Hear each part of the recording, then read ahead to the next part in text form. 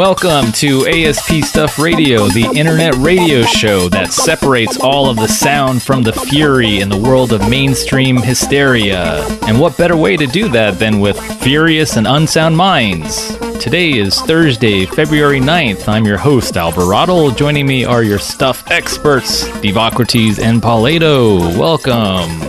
Hello. All right. Hello there. Hello. What's going on? What's going on in this world? The world is in turmoil. A lot of turmoil. Yeah. Because even babies are crying out. Yeah, the world is in turmoil. Vocal. Babies are being turned back from They're flight. See? They're protesting against Trump's travel ban. Right, Lacrates? Why wouldn't they? She is in protest. Crying out. For 2 weeks, nonstop. Well, what are you going to do when you detain a 5-year-old at an airport? And then he's 5-year-old too. He's torturing these babies. That's stuck what he's all for. in an airport. I don't think this is religious persecution. I think he's targeting tiny tots. I think that's his true motivation. He wants to get rid of babies. He's trying to control. I mean, even though we're vetting these babies to the utmost, the best vetting we got, still letting these babies in the country. Baby terrorists. Yeah. We need to get them while they're young, while they're fresh out of the oven.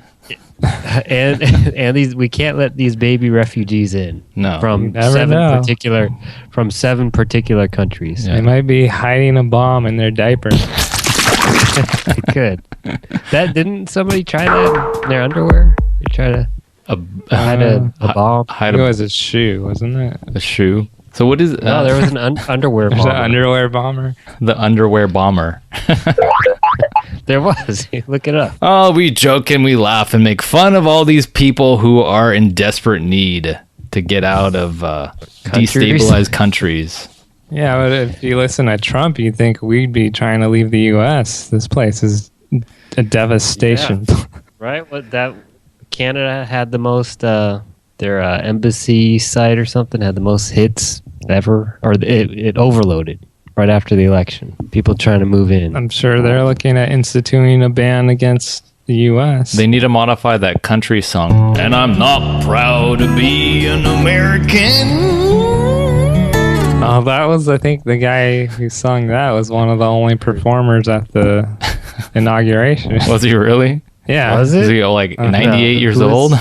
Is he still alive? You know who that guy is? I don't know his name. I used to joke around with that song in Reading. And I'm proud to be an American.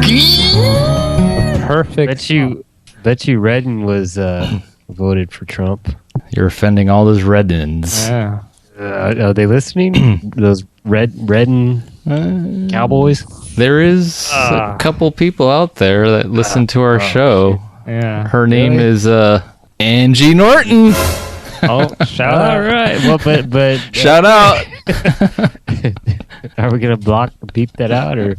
Oh no, we'll leave that in there. We'll keep that. All right, so let's inform our audience about this whole travel ban deal.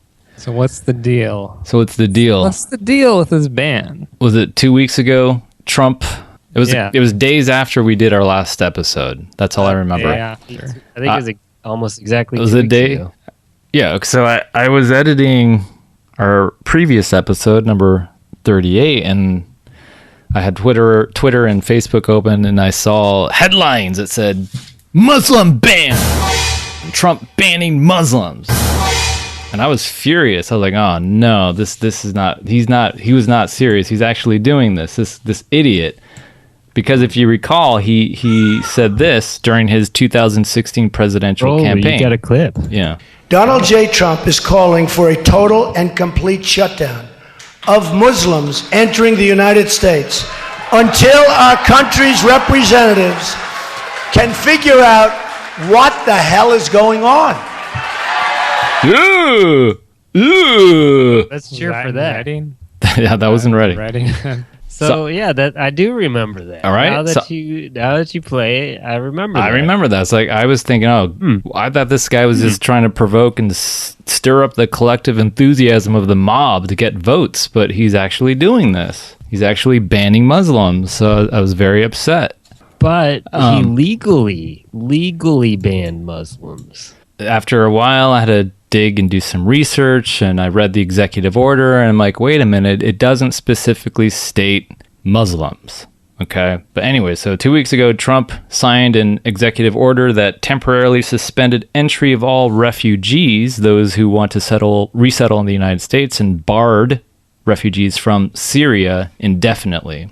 That's in addition to the 90-day prohibition imposed on citizens of the 7 countries with any type of visa, including tourists or those coming on business. It does specifically target Syrians, so here's a quote from that. I hereby proclaim that the entry of nationals of Syria as refugees is detrimental to the interest of the United States, and thus suspend any such entry until such time as I have determined that sufficient changes have been made to the United States refugee admissions program to ensure that admission of Syrian refugees is consistent with the national interest. End quote. So nowhere does it specifically mention that Muslims are being banned. Right. It's just in Muslim or countries that are predominantly Muslim. And countries of concern. Right. Countries of concern. But there's more to it, right? It's not just 7 random countries. Yes. There are countries that were already under special restrictions. Those countries were not selected by Donald Trump. They were based on, or they're linked to the Obama administration's Visa Waiver Program Improvement and Terrorist Travel Prevention Act of 2015. Now, the program was established because of the 2015 terrorist attacks in Paris and San Bernardino, and it no longer allowed citizens of those countries to travel to the United States without a visa. Okay, so they'd have to have some type of a visa to get into the U.S. They couldn't really travel. They were restricted. Yeah, because right now, or for I think like 30 years, there's been this Visa Waiver Program where you can travel about these 38 countries without having to show your visa. You only have to show your passport. And so with that travel restriction, it required people from those 7 countries to show their visa or go through an interview at an embassy, which is standard practice going to any of the non-waiver countries. So it was just an extra level of security for those countries. So it'd take a little bit longer, right, to travel? Yeah, it probably. That's what it seems like. It's a rigorous process. It's not It's rigorous, and there's extra. I think it involves an extra interview, and so there's extra vetting, just like we want to vet those babies. When they come in. Yeah, but okay, but there's not a complete and all stoppage. No, so they were still allowed to apply for a visa. This is gonna be a pain in the butt. Well, do we know about how long this delay was, or I don't know? But who knows? I should point out that the executive order that Trump signed does build on U.S. Code 1187, Section 12A of the Visa Waiver Program. And within this section, it states that unless you're working for the military or government, anyone from, quote, Iraq, Syria, or any other area or country of concern are not allowed entry to the United States without a visa. But it also states that Department of Homeland Security, Secretary of State, Defense, and the President, they have the authority to ban people if they just feel that they're not safe to enter the United States, even if they do apply for a visa. So they do just depending on the vetting process. It depends on that process. Yeah, of course. Because I'm sure the expectation was, okay, if something were to happen, like one of those countries, there was an attack or something was going on, we could, institute a temporary ban on that country. Trump there's some tightened restrictions underneath the Obama administration. The countries that Trump mentioned, the 7 countries, he did not personally select them. Well, Syria, probably he had that one in mind, but the other countries, they were based off of a previous administration. And we could even talk about how it goes back in the Bush administration. They've always been on radar. So, we know from listening to good old media that... protest! Baby protest! I think Trump was asking Rudy Giuliani or some of his people, what's the best? How can I legally ban Muslims? I mean, he's not going to just, hey, no Muslims. Okay. So, And I do have a clip of that.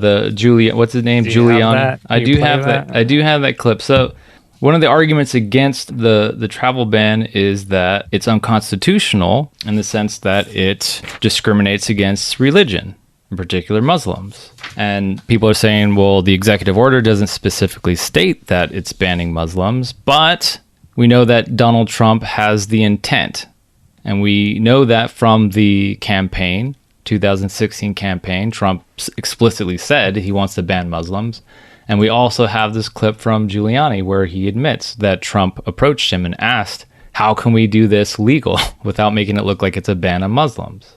So this was on Fox, your favorite news source. But I want to ask you about this ban. I want to ask you about this ban and the protest. Does the ban have anything to do with religion? How did the president decide the 7 countries?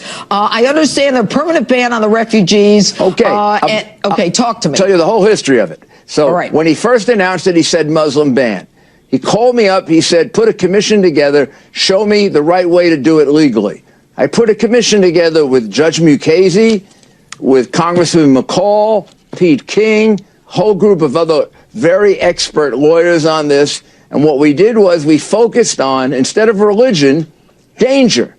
The areas of the world that create danger for us, which is a factual basis, not a religious basis. Perfectly legal, perfectly sensible, and that's what the ban is based on. It's not based on religion. It's based on places where there are substantial evidence that people are sending terrorists into our country. We're all going to die.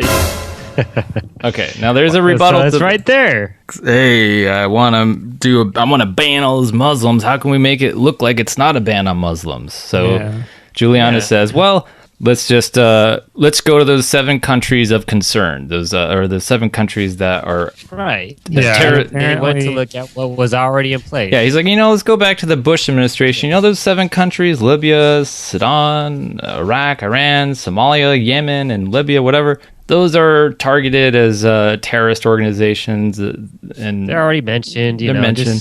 They're Muslim majority. Let's just put that in there and throw Syria in there. And well, if you have those restrictions already, and it allows for a ban to be placed, it's like, okay, how can we do this legally? Let's just take that order and just go to the next level and call it a ban. Another thing was, I guess it was the day before the executive order was released, he had an interview with the CBN, the Christian Broadcasting Network. Mm-hmm. And the interviewer said, persecuted Christians, we've talked about this, the refugees overseas, the refugee program or the refugee changes you're looking to make, as it relates to persecuted Christians, do you see them as kind of a priority here? And Trump said, yes. And Brody said, the interviewer, you do? And then Trump said, they've been horribly treated. Do you know if you were a Christian in Syria, it was impossible, at least very tough, to get into the United States? If you were a Muslim, you could come in, but if you were a Christian, it was almost impossible. And the reason that was so unfair. Everybody was persecuted in all fairness, but they were chopping off the heads of everybody, but more so the Christians. And I thought it was very, very unfair. So we are going to help them. All right, well, there you go. And when was that? When was that again? It was either the day of the order before it was, it was the day of the order before it was released. Wow. Well, that's very telling. So then you have contradictions. You have what philosophers of language say, the speaker's intent, and then the intent that lies underneath the language itself. Now, right. And you have contradictions. So obviously, Trump has in mind the intent to ban Muslims and prefer Christians to come into the country. And then on top of that, there is that mention in the order about if you're in the minority of that country, you'll be given special priority or consideration for entry into the country. Minority of religion. Right. Based on religion. So. And because those countries are Muslim majority, naturally, those who are non-Muslim, in particular Christian, they would be able to come into the United States. So how do you determine... Easier for them. They'd be given priority over the majority. Okay. And how do you determine whether somebody's Muslim or Christian? You see if they have a Bible in their travel bag.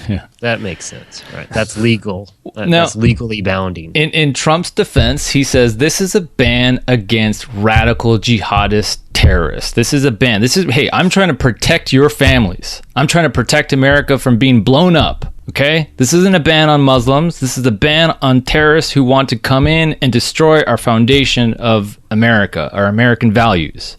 You have a problem with that? Good point. You have a problem with that? But good point. Now, okay, so how do I know you want to bomb me? Now, look, you're missing the point. My job as president. My job as president. I made an oath to protect our country, our nation, our American values. Okay, I'm trying to do America a favor by protecting you from being your head being blown off. Let's go back to the history books and how was the do you want United radical States jihadist terrorists coming into our country? How was the United States? Do you want radical jihadist terrorists to come into our country and blow us up? So where are they located? These jihadist terrorists? In the seven countries. Okay. No, okay. That we say those that we countries. bombed. Tell me. I mean, I'm the judge. Well, I get the last call. One at a time. I'm sure this is just a start, right? So you start with the 7 countries that have already gone through the review process. You have that order, and then you start to expand it. Yeah, you have that safety net because it's already been established thanks to Obama, Bush, whatever. Mm-hmm. Yeah. So now you got to attack on more countries? Eventually, I'm sure that would be the idea. But they screwed up. Trump's lawyers screwed up. Well, obviously, from what went on today, it was a sloppy process. They're not now. What's sad is they're not. The reason why they decided not to reinstate the ban is because it was an untraditional approach in implementing this executive order. It didn't go in accordance to standard procedure or due process. It was sloppy. In other words, it wasn't well prepared. Well, they did it in a day. Yeah, so they're not reinstating the ban because they think it's unconstitutional or immoral or unethical. It's because it wasn't done properly. So Trump, nobody knew the exact rules. Who was included? Who wasn't? Green card holders, were they allowed to come in? Were they not? There's a lot of they didn't think it through. Wasn't clear. According to Trump, he says, quote, "This is not a Muslim ban, as the media is falsely reporting. This is not about religion. This is about terror and keeping our country safe." Is that an accurate statement? Let's check with our fact checkers. Now, we have some fact checkers in the room. How many of these terrorist evildoers came from those 7 countries? The obvious question. Well, Zero. Right? Trump's claim, Trump's claim is that Zero. the ban is about terror and keeping our country safe. Now, of course, that as a president, you made an oath. You need to protect our country from violent acts of terrorism. Yeah, because he really deep down cares for us. Assuming he does give a shit about our country, granted that the order is intended to protect America and their families from being blown up by radical jihadist terrorists, not a single American has been killed in a terrorist attack by someone from the listed 7 countries, even though those countries have been singled out for supporting terrorism. So they support terrorism. Okay, why? To explain. But there's no reason to be fearful or afraid of people from those countries where terrorists have never attacked American soil. Well, maybe our special CIA or whatever agency there has proof of that. Somewhere in the deep, dark secrets of the dark net. Well, that would be... I don't know. So why would they keep that from the American public? Well, because this whole thing is a whole act of distraction. Now, what's ironic is the executive order does mention 9/11 as a reminder that terrorism is a real threat to our nation, but the order does not include Saudi Arabia. Most, if not all, of the hijackers were from Saudi Arabia. Why didn't they include that as part of the countries that... Hey, these terrorists from Afghanistan, they bombed the world, shot some airplanes into the World Trade Center. Let's go to war with Iraq. Yeah, that doesn't make any sense. Well, Saudi Arabia, there's a lot of U.S. interests, but including Donald Trump, he has some business arrangements with people in Saudi Arabia, so that you don't want to mess with that country. So I do have a clip from the Juliana Alonji Gionda What? Giuliani. This is part 2 where the Fox host, she presses him about, well, why didn't they include Saudi Arabia on this executive order? And I couldn't really follow him. Well, let me ask you this. Wait, what? He couldn't because it wasn't part of the original 7 from the order before, but let's see what he said. You know, I was kind of surprised to see that Saudi Arabia and Pakistan are not on the list. And yet, you know, we know that the San Bernardino attack by Syed Farouk and Malik, I think her name was Tashfeen Malik, she was born in Pakistan and then came through Saudi Arabia. So, I mean, why were some of those countries left out? I'll tell you about Saudi Arabia. Saudi Arabia is going through a massive change.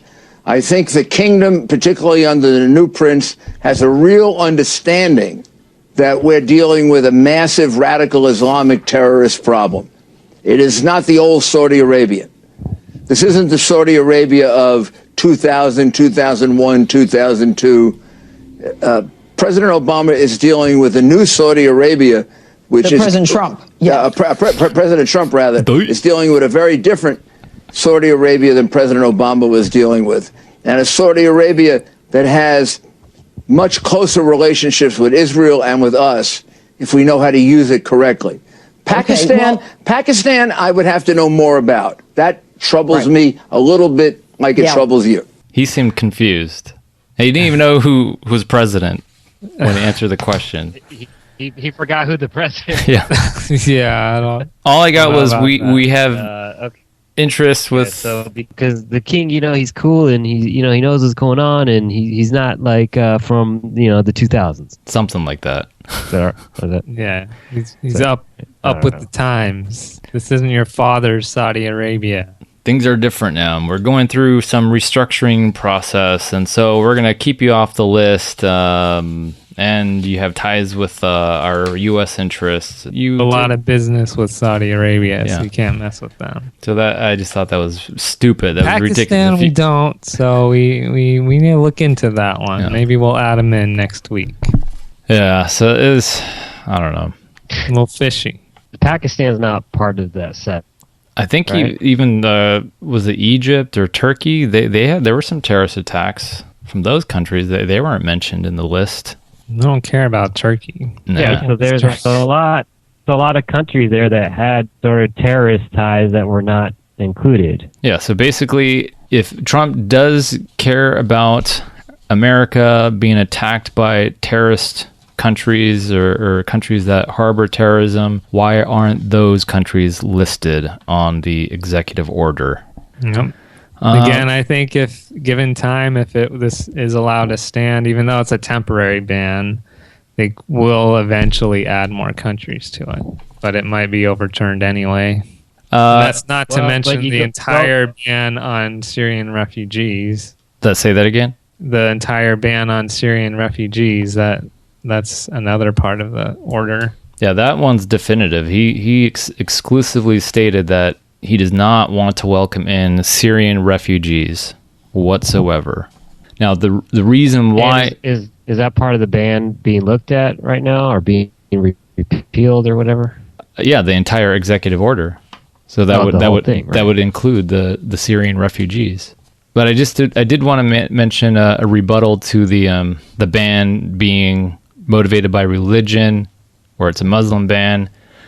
Again, technically, it's only banning citizens from those 7 countries whose religion is predominantly Islam. So it's not banning Muslims, just to be clear. Furthermore, the 7 countries named in the ban, quote, encompass a small percentage, end quote, of the world's Muslims. The country with the highest percentage of Muslims is Indonesia, our main source, our audience right there. So, but Gita and Haidaka are okay, right? Yeah, they're fine. They're welcome to enter our country and participate in ASP Stuff Radio. Now, Indonesia, so 12.7% of the world's Muslim population. Pakistan ranks second, 11%. India, 11%. Then there's Iran, There were other countries, but the fewer Muslim population was Iran, 4.6%, Sudan, 1.9%, Iraq is 1.9%, Yemen, 1.5%, Syria, 1.3%, Somalia, 0.6%, and Libya, 0.4%. Therefore, it doesn't seem like the ban is targeting Muslims since a large majority of Muslims in the world are left unaffected. Trump is therefore still welcoming other people who are Muslims from other countries with a higher percentage of Muslims to enter the United States. So if this were a genuine Muslim ban, then Trump would ban citizens from countries that have a high percentage of the world's Muslims. But those are peaceful Muslims. Yeah, there you go. In other words, none of these bans make any sense. It doesn't. It seems it seems arbitrary. I think for me, all arbitrary. Yeah, I think Trump really cares to just hone in on Syrian refugees. That's what I think. Mm-hmm. That's what this is really about. I don't think he cares about anything. I don't think he really cares about anything. If NPR reported on this, he has this book, The Art of the Deal. You guys heard of this? This is Trump's Your favorite book, Art of the Deal. That's America's top #1 bestseller. Yeah. What you do is to get a deal, you make it look like you're doing a lot of something. For example, Trump went in and did a lot of executive orders. So it makes looks like you're in business, you're in action. Okay.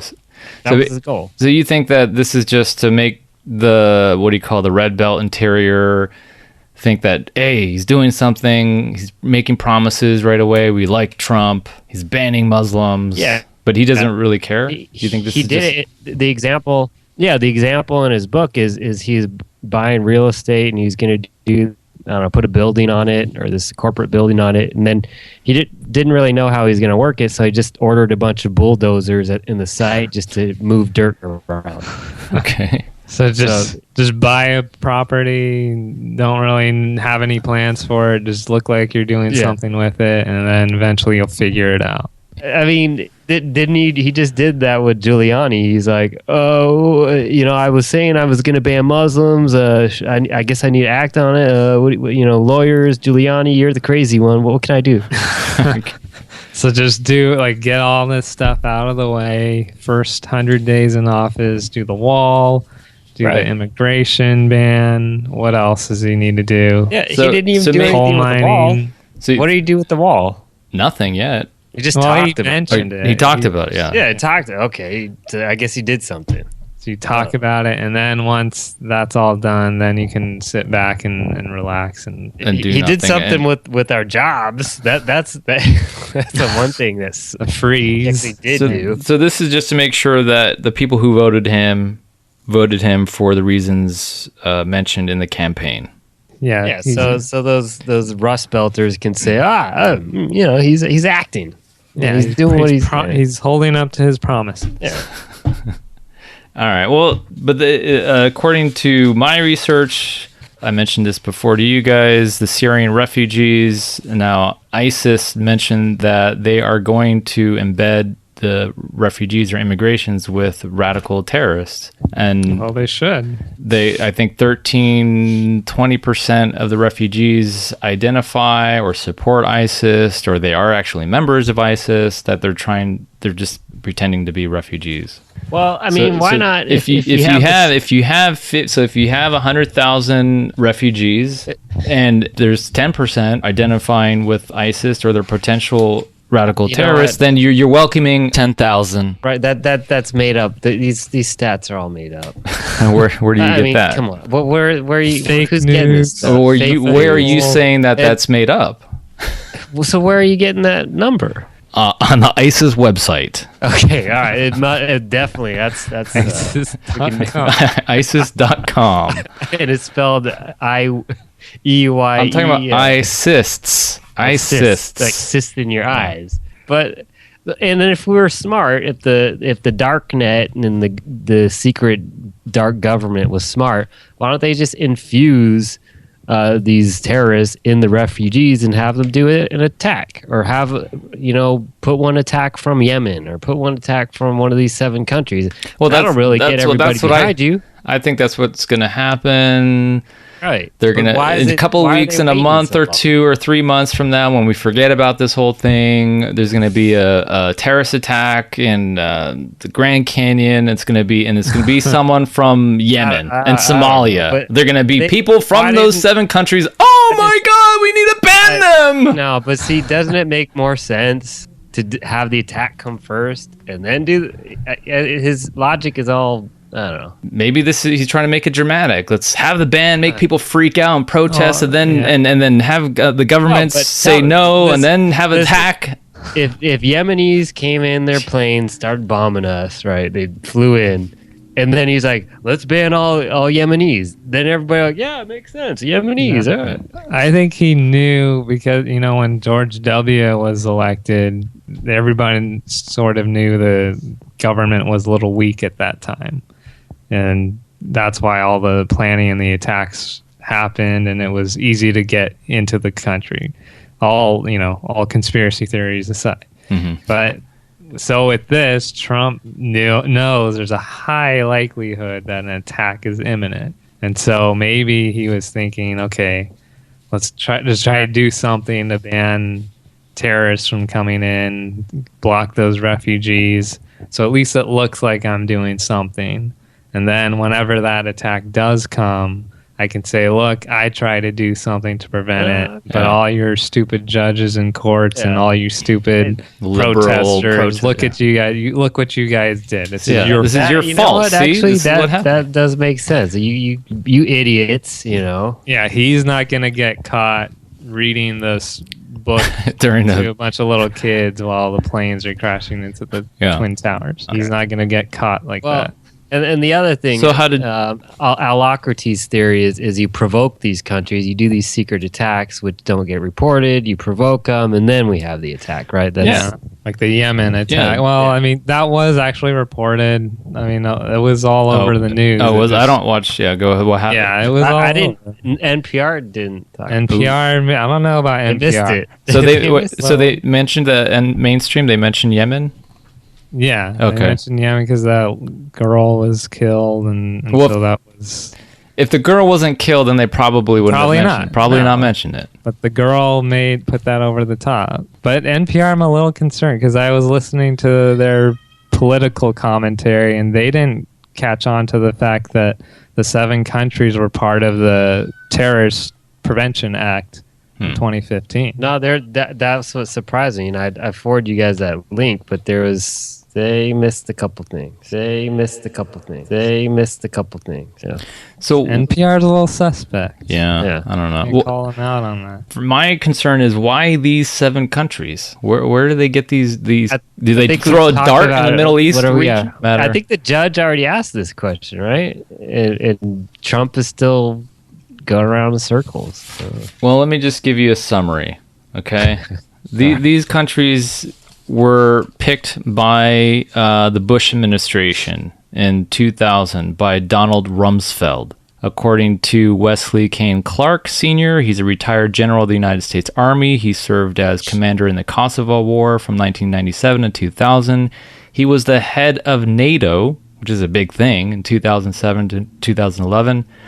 And he mentioned, and I guess was a famous interview on Democracy Now!, that according to Donald Rumsfeld, who was a former Secretary of Defense, he says that the U.S. Fed government would be launching an aggressive invasion, an attack of countries in the Middle East. And he mentions Iraq, Syria, Lebanon, Libya, Somalia, Sudan, and Iran. And Clark was annoyed. He asked, well, why are we going to be attacking these countries? Why are we going after Iraq even? We should be going after Afghanistan. I don't know. Are those the same 7 countries? Not part of the... I think they were a little slightly different, but most of them are the same ones from the executive order. So you didn't answer the question, though. Well, let's listen to the clip. This is a 2-minute clip. I found the 2-minute clip of Wesley Clark, who also has a major in philosophy. Woohoo. About 10 days after 9/11, I went through the Pentagon and I saw Secretary Rumsfeld and Deputy Secretary Wolfowitz. I went downstairs just to say hello to some of the people on the Joint Staff who used to work for me, and one of the generals called me in. He said, "Sir, you got to come in. You got to come in and talk to me a second." I said, "Well, you're too busy." He said, "No." He says, "We've made the decision. We're going to war with Iraq." This was on or about the 20th of September. I said, we're going to war with Iraq. Why? He said, I don't know. He said, I guess they don't know what else to do. So I said, well, did they find some information connecting Saddam to Al-Qaeda? He said, no. He says, there's nothing new that way. They just made the decision to go to war with Iraq. He said, I guess it's like we don't know what to do about terrorists, but we've got a good military and we can take down governments. And he said, I guess if the only tool you have is a hammer, every problem has to look like a nail. So I came back to see him a few weeks later, and by that time we were bombing in Afghanistan. I said, are we still going to war with Iraq? And he said, oh, it's worse than that. He said, he reached over on his desk, he picked up a piece of paper, he said, I just got this down from upstairs, meaning the Secretary of Defense's office today, and he said, this is a memo that describes how we're going to take out 7 countries in 5 years, starting with Iraq and then Syria, Lebanon, Libya, Somalia, Sudan, and finishing off Iran. Ding, ding, ding, ding, ding.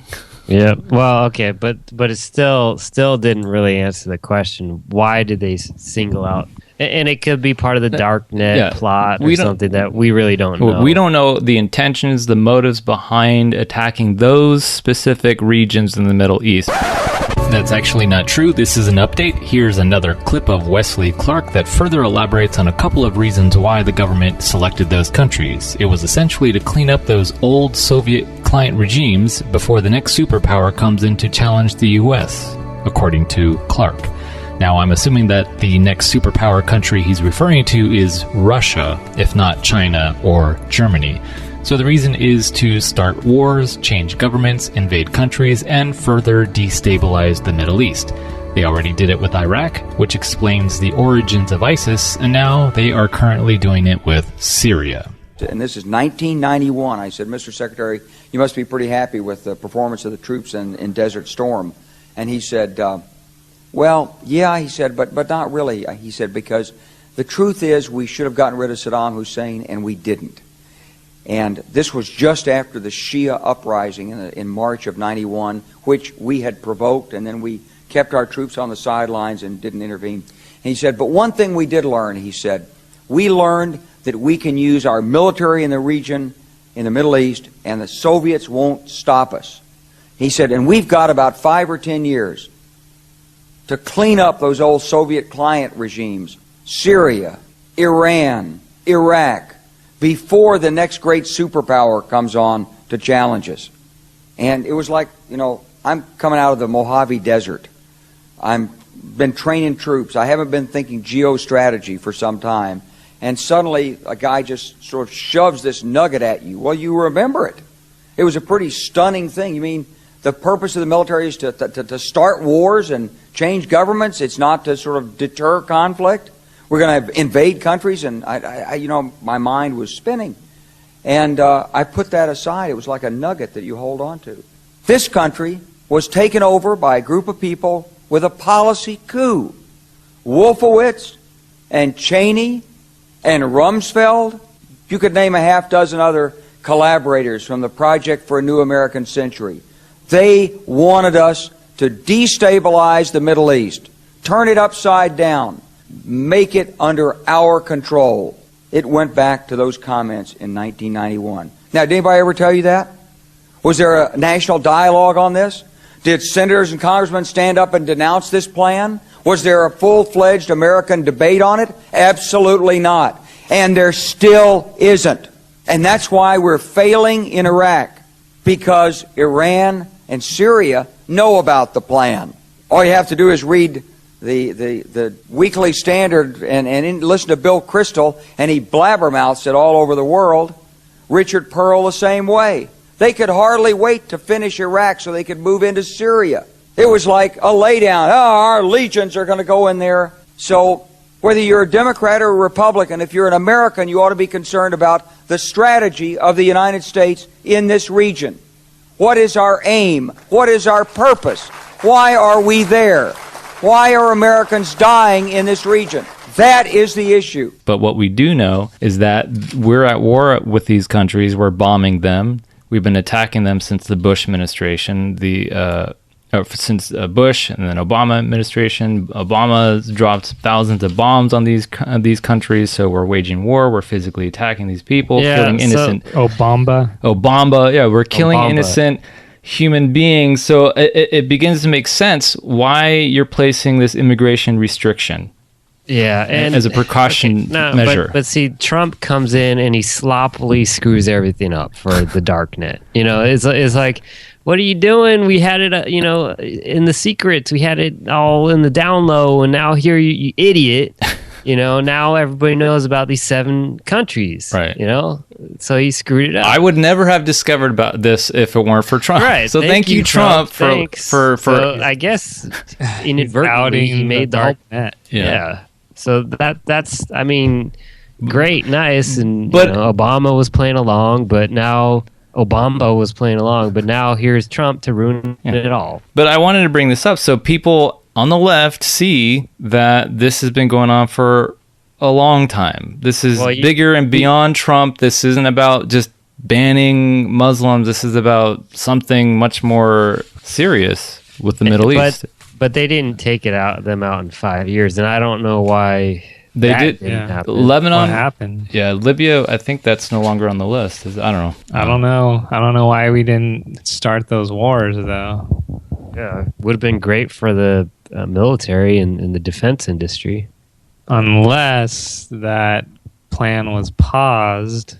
And they're trying to start it up again, but they've been doing it sloppily. Yeah, but what I mean is Trump wasn't part of the plan, and he accidentally ousted him. Maybe Trump is the bumbling fool who got in the way, and now they're trying to... That's why I think, speaking of bumbling... Whose IQ is higher, W's or Trump's? Speaking of bumbling, Yemen, the leader, Al-Qaeda leader, actually made fun of Donald Trump. It's like, haha, you guys botched this mission. Your idiot president messed up. There you go. He's even making fun of Trump not being able to do a raid correctly. And Russia can't wait. Putin's in the background too. He can't wait either. Yeah.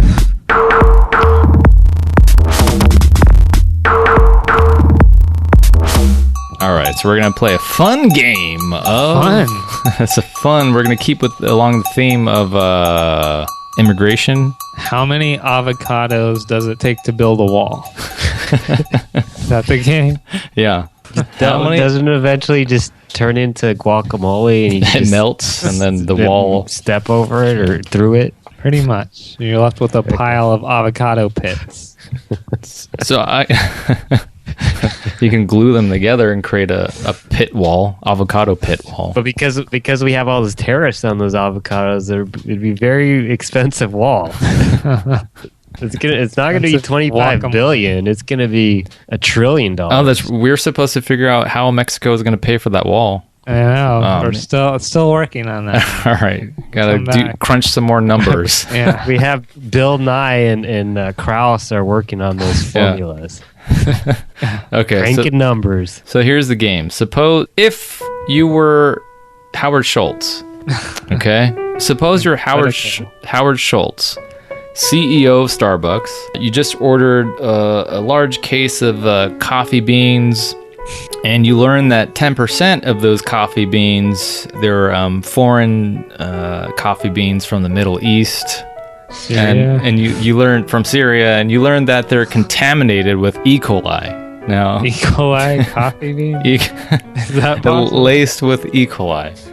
Now, do you cancel... Sounds like what happened with Chipotle. Do you cancel the order, or do you welcome those boxes of coffee beans and risk killing several hundred American customers? Now, if you cancel the order, that doesn't mean you're anti-coffee beans.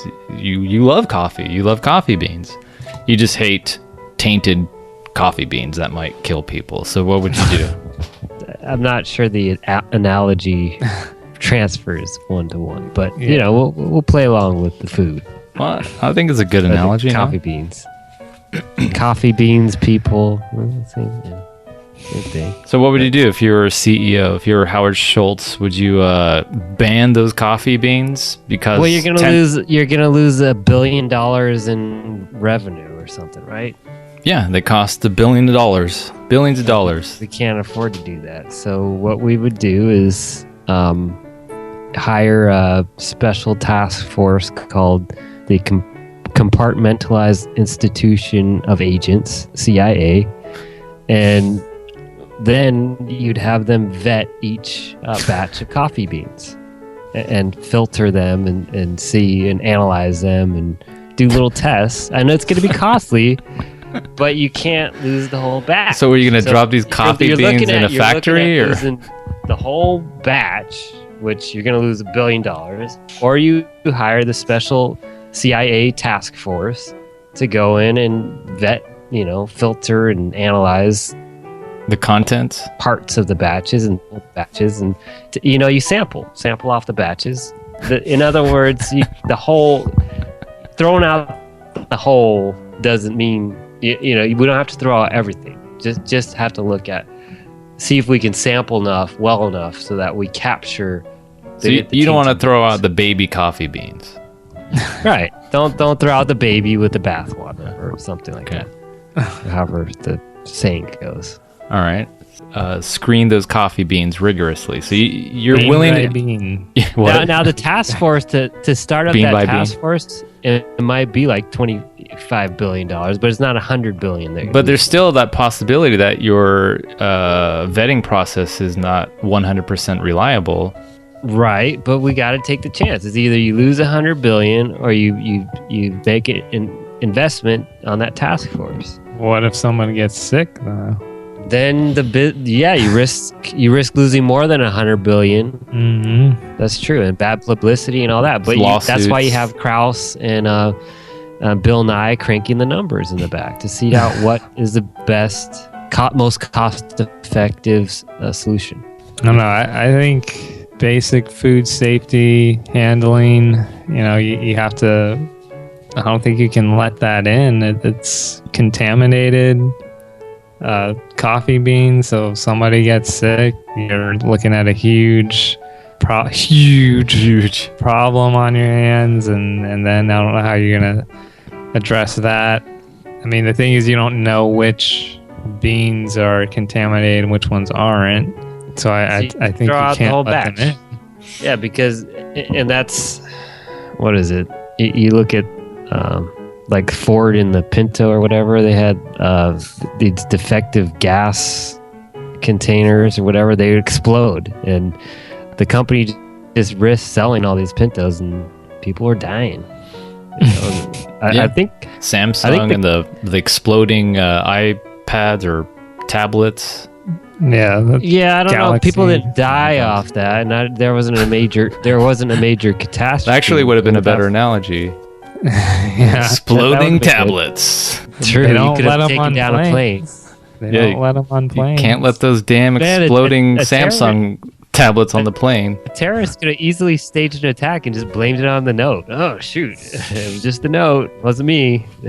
No. The only problem I see with sending the beans back, though, is they're likely to contaminate the country of origin even worse.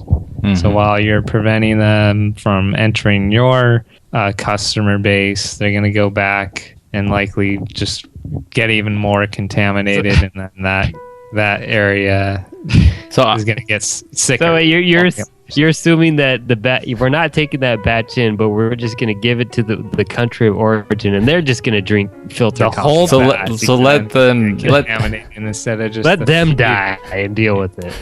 Right. Yeah. I personally would do something heroic. Okay, if I were Howard Shultz, I would eat each and every coffee bean and find out whether or not it's contaminated.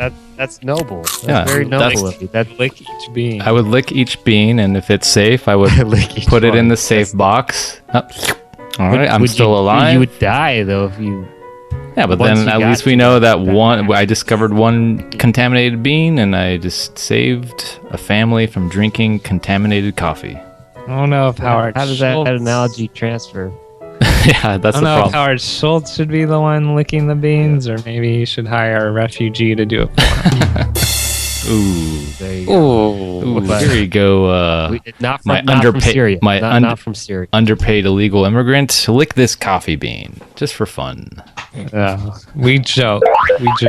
Yes, we joke. We kid. We kid. So the analogy, I'm not sure transfers all the way over, but good it's enough. a more playful way of handling the situation. We could do the more serious approach. If you were president and you knew about a serious threat from another country, and you made an oath to protect your country, what would you do? Well, let's say Paul would ban all Muslims. So your analogy, Paul would ban all Muslims, and Stephen, you would put them... I actually don't think that's the right way to do it, because I think if you send them all back, they're just going to taint their country of origin even worse, and you're going to have a bigger problem on your hands. I would try to create something along the lines of a safe zone, but really have it where you have innocent people living in their own country and then try to segregate them from the terrorists. I don't know. That's what I would try to figure out. Spend billions of dollars trying to establish safe neighborhoods, safe living apartments, those regions, instead of spending billions of dollars and bombing those countries and making those refugees come here to begin with. I mean, but of course, the safe zones, like you pointed out in your text, are an excuse to start a war. Right. I'm not talking about safe zones in the Western government's point of view. I'm saying safe zones, actual safe zones, places, secure regions for those. Now they're refugees. I don't know why they call them immigrants. They're running for their lives. They don't want to be bombed and killed from all this the war. Yeah, they want to get out of there. They want to get out of there. But the reason why they're leaving is because we're bombing them and destabilizing the Middle East. So at the very least, I would create safe zones, safe havens for those refugees. I mean, that's what was going on in Aleppo. I mean, all these refugees, they're being killed. Their buildings were being demolished, carpet bombing, right? And they needed, they were living in poverty. They need somewhere to go. So that's why people here were protesting, because these are the last people you need to ban. These are people who need help. But, okay, and that goes back to the other problem. Why aren't we protesting the U.S. government bombing the hell out of these already unstable regions in the Middle East? Why isn't anyone protesting when Obama was dropping bomb? Obama bombing.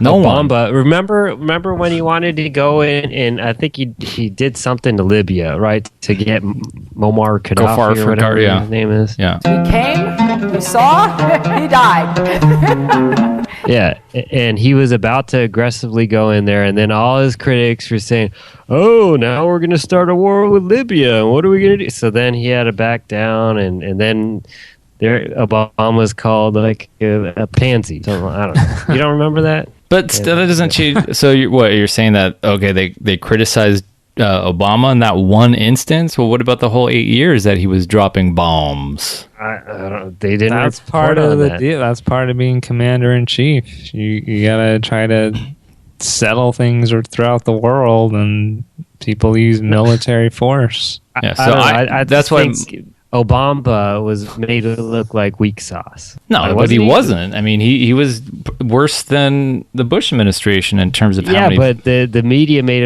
portrayed him as weak sauce, I guess. They made him look like a cool, nonchalant president. He's hip and nice and very relaxed and diplomatic. He got the Nobel Peace Prize. He got the Nobel Peace Prize.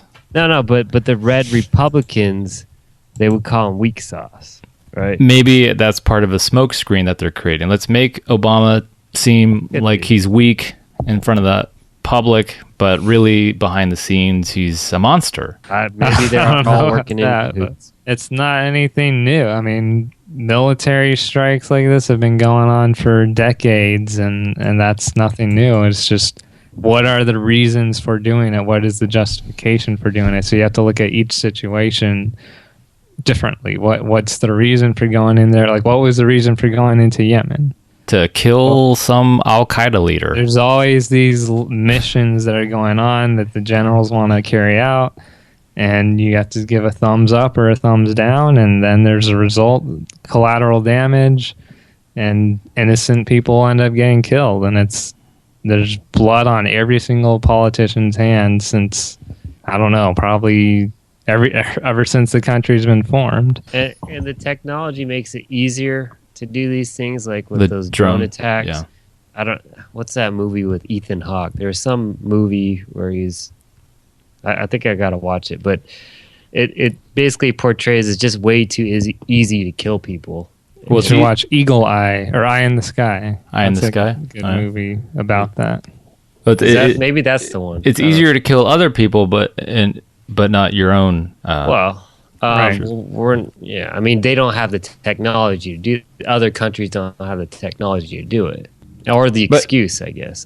Just for me, the problem I had with the travel ban was just why the media is going nuts, violently protesting, like the end of reason kind of protesting, harming people. It's this anti-Trump. It's one thing to hate Trump and make fun of him. It's another thing to be completely insane about it. So, there's a difference. Now, there's the uneducated. Like, there's pure hatred. There's the uneducated deplorables that voted for Trump, right?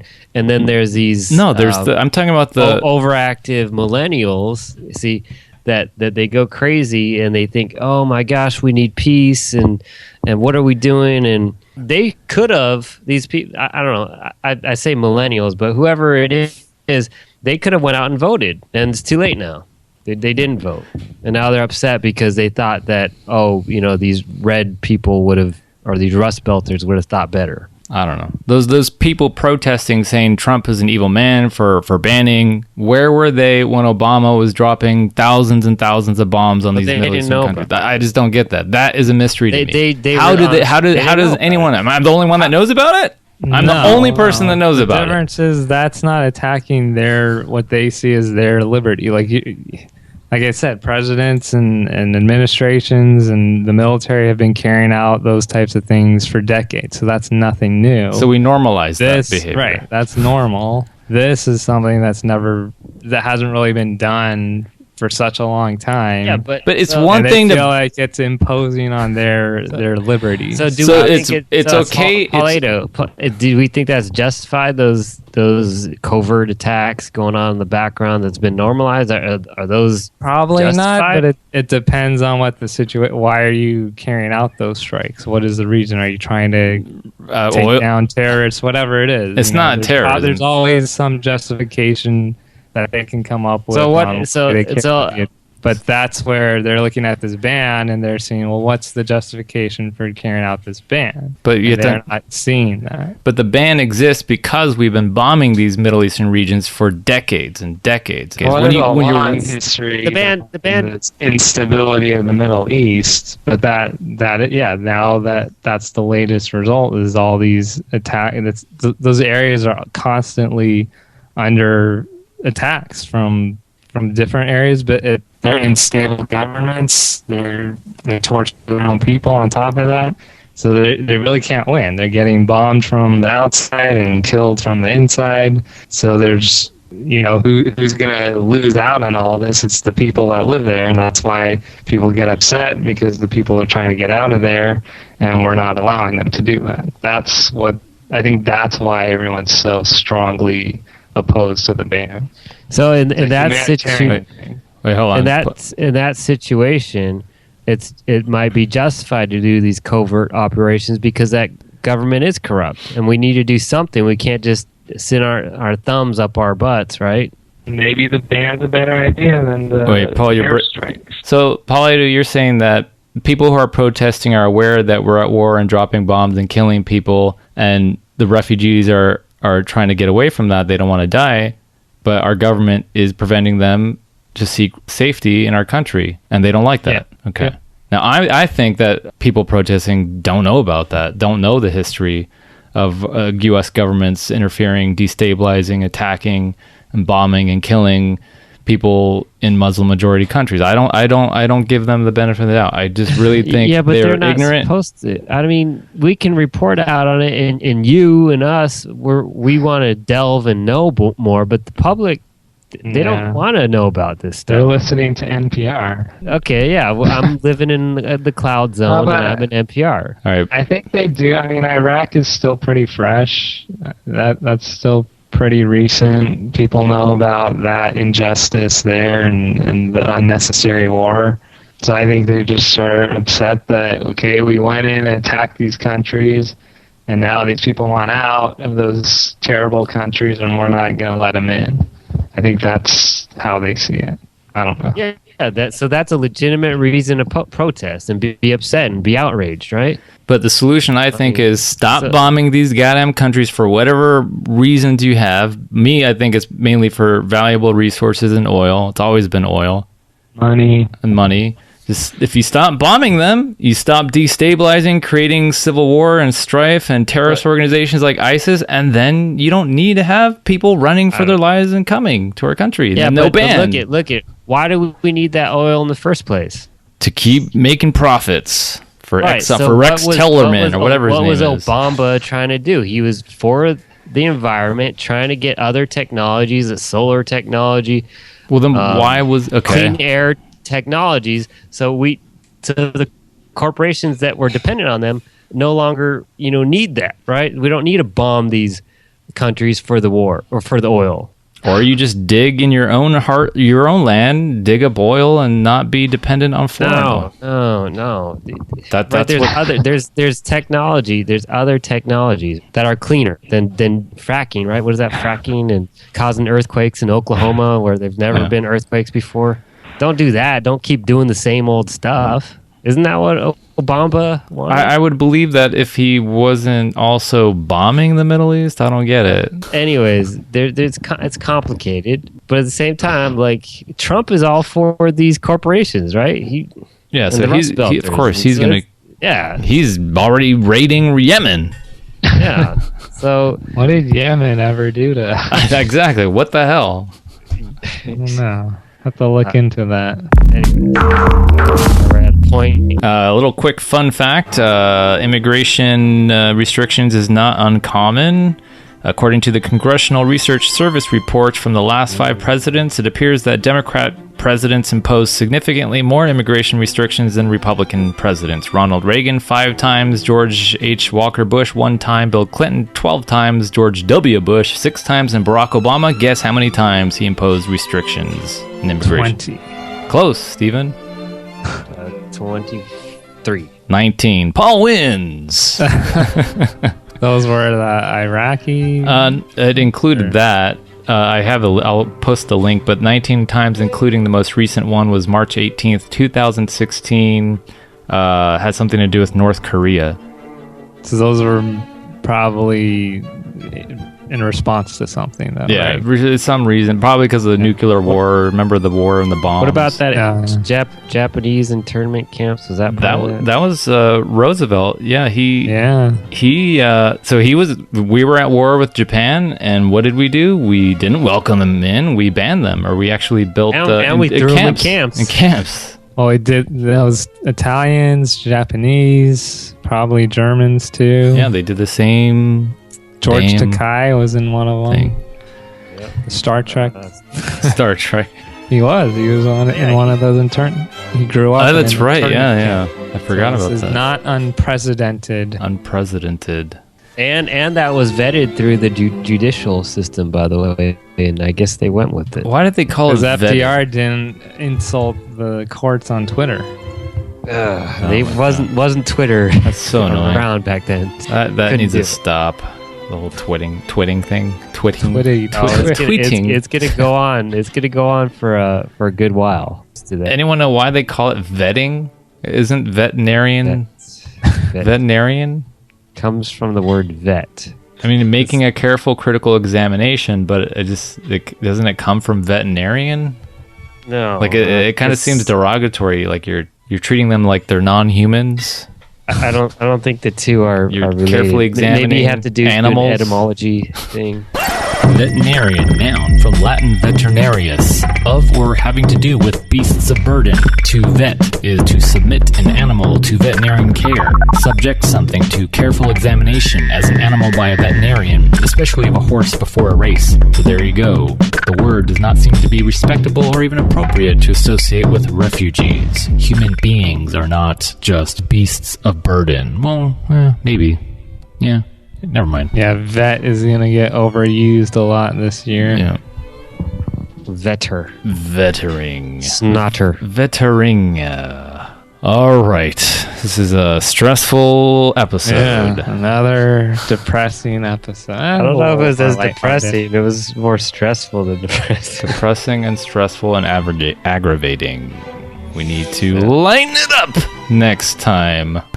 Keep counting those avocados. Well, with Trump in office, it seems like this is going to be a heavy, long journey.